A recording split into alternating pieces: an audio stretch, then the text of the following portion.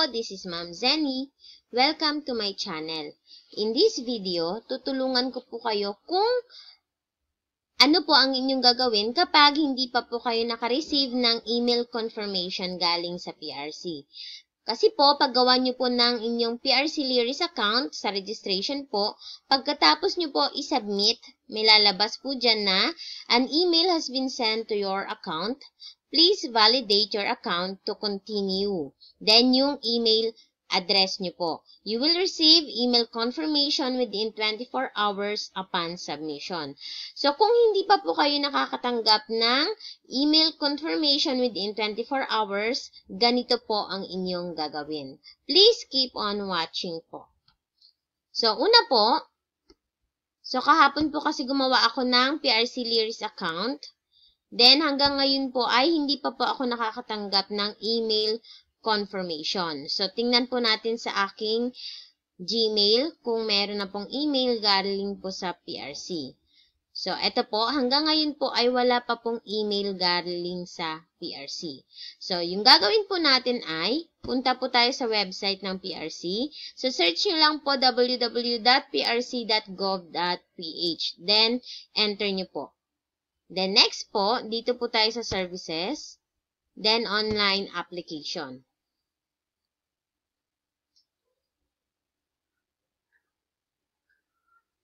Hintayin lang po natin. Okay lang po ito. Then, close. Then, close po. So, yung gagawin po natin ay ito po, sign in. Dito po kayo pupunta. Dito kayo nag-register nung gumawa po kayo ng inyong PRC Lyris account. So, ito po yung sinasabi ko kanina na pagka-submit niyo po, ito po, pagka-register niyo po nito, may lalabas po dyan na an email has been sent to your account. So, kung wala po kayong natanggap na email within 24 hours, ito po ang inyong gagawin. So, punta po kayo dito, sign in. Click nyo lang po ito. Then, lagay nyo po dito yung email address nyo na nilagay nyo nung nagpa-register po kayo. So, lagay nyo lang po ang email nyo, email address, then password.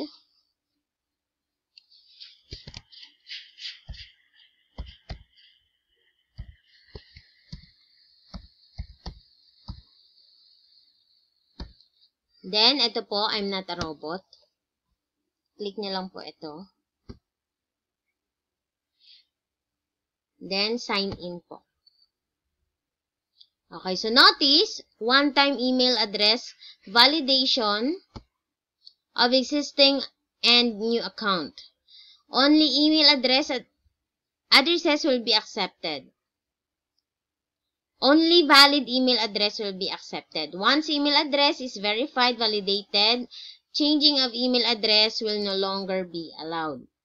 Accounts without complete profile data will not be able to proceed with email address validation and changing of email address via system and shall be required to email technical assistance at prc.gov.ph for assistance. Okay nyo lang po ito. Then, user not yet verified kasi nga po hindi pa po validated ang ating email. Please verify your email address first. Close lang po natin. So, dito nyo po makikita ang inyong email address. So, enter your details and click submit for us to email to you the instructions.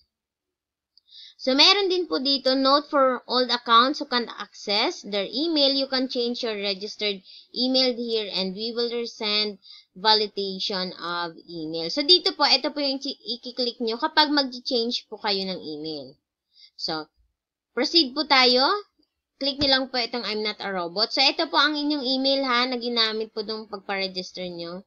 Submit lang po. Click nyo lang po itong submit. Then, an email has sent to your account. Please validate your account to continue. You will receive email confirmation within 24 hours upon submission. Okay nyo lang po ito.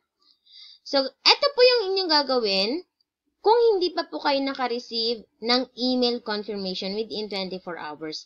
Bakit po dito po kayo magsa-sign in? Para po ma-refresh yung system, at makapag-resend po ng email validation yung PRC. Or para din na-remind natin sila na hindi pa tayo nakatanggap mula nung kahapon na gumawa tayo ng ating PRC Lyris account. So, ganun lang po. Magsa-sign in lang po kayo.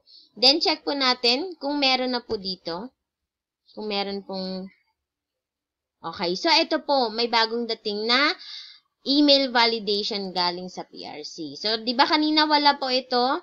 Mula po kahapon, naghintay po ako. So, pero wala pong dumating sa akin. So, ngayon po, since nag-sign in po ako dun kanina sa website at nilagay po ko po yung aking password, so nag-send po sila. So, mas mabilis po kasi kapag ganun po yung gagawin nyo. Kapag hindi po kapag hindi po kayo nakatanggap ng email within 24 hours. So, click nyo lang po itong email galing sa PRC. So, PRC Online Email Validation. Click nyo lang po. Then, good day. By clicking this button, you will be able to validate your email address. Click here to validate email. So, click nyo lang din po ito.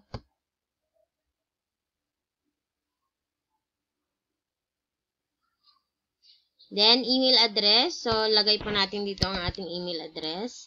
Then, yung password po natin.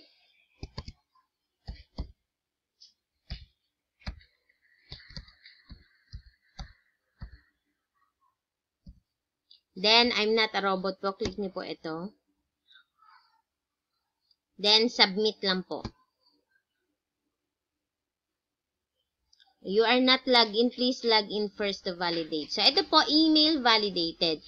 Your email has been successfully validated. You can now proceed on creating transaction. So, click niyo lang po ito. So, ngayon po ay validated na po yung ating email. So, click nyo lang po ito para ma-redirect po kayo dun sa PRC. So, try po natin. Click. So, hintayin lang po natin. So, advisory. Okay lang po. Then, proceed. Okay. So, ito na po yung ating PRC Lyris account. Validated na po dito ang ating email. So, hindi nyo na po mati-change ang inyong email once na na-validate na po. Kung natulungan po kayo ng aking video tutorial, please don't forget to share po para makatulong din po tayo sa iba. So, thank you very much. That's all for today po.